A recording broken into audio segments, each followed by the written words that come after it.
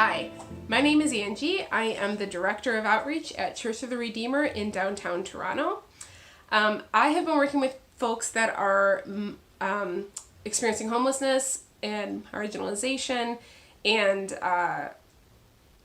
mental health issues, addictions, things like that for about 14 years now. And I am here to tell you a couple of things. So first I'm going to share with you a story about one of the times I did call the police. So there was a guy in crisis. He was very unwell that day. I had known him for a long time. Other times have gone okay. Today was not one of those days. So I ended up having to call for help. He was throwing tables and chairs, very violent. Didn't have most of his clothes were off, no shoes. So he was in a rough state, was with him for about 2 hours, nothing was changing. So again, I had to call. The police showed up and they were confused, like they didn't know what to do. I said, so what's your plan here? After about 10 minutes, I said, so what's your plan here? And they said, we aren't sure what to do here. And to be honest, I'd much rather, to be very clear, I'd much rather a police officer say we aren't sure what to do than to be violent. So this is not a story of any kind of police brutality.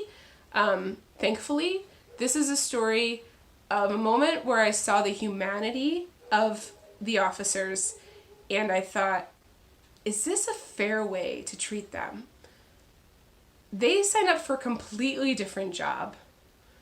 They have completely different training and skill sets and completely different passions.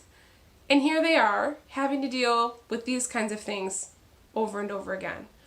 I have called the police a total of 3 times. That is not because we have very little crisis.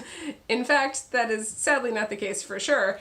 It is because we do not trust how things will go down if the police were to show up.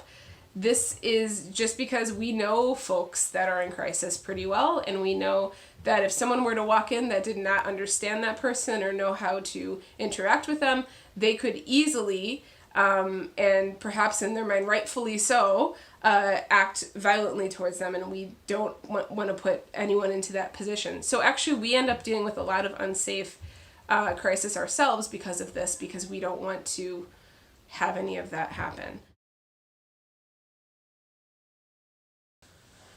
So, to properly defund the police shouldn't be seen as a slap in the face to anyone. Like, it's been really interesting to me to see that play out and to see how that's being taken. It's being taken as a disrespectful thing to say to police. But in fact, most social workers I know, for instance, say things like, put me out of work all the time, right? Like, I'm sure you've heard that kind of thing, right? Like, make a society or a school or whatever, make a world in which I am not needed like this. I can do a different job then. Like, I don't need to do this work anymore because I only am doing this work because society is so broken, right? And I think it's interesting that we don't hear that voice from that side, but I do believe, I mean, I'm a pretty optimistic person. I do believe that there are police that would agree with that.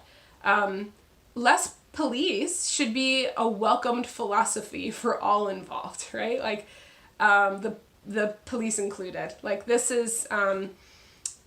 would mean that they are better cared for, that they are doing the work that they feel that they're called to do and that they're trained to do. So my hope here is that we can start to see defunding the police as something that is actually supportive of a structure that involves police in a different kind of a way. And in turn, it's going to make a healthier society for the folks that I care most about, the folks that are on the margins, the folks that are really struggling with trauma and being re-traumatized instead of helped.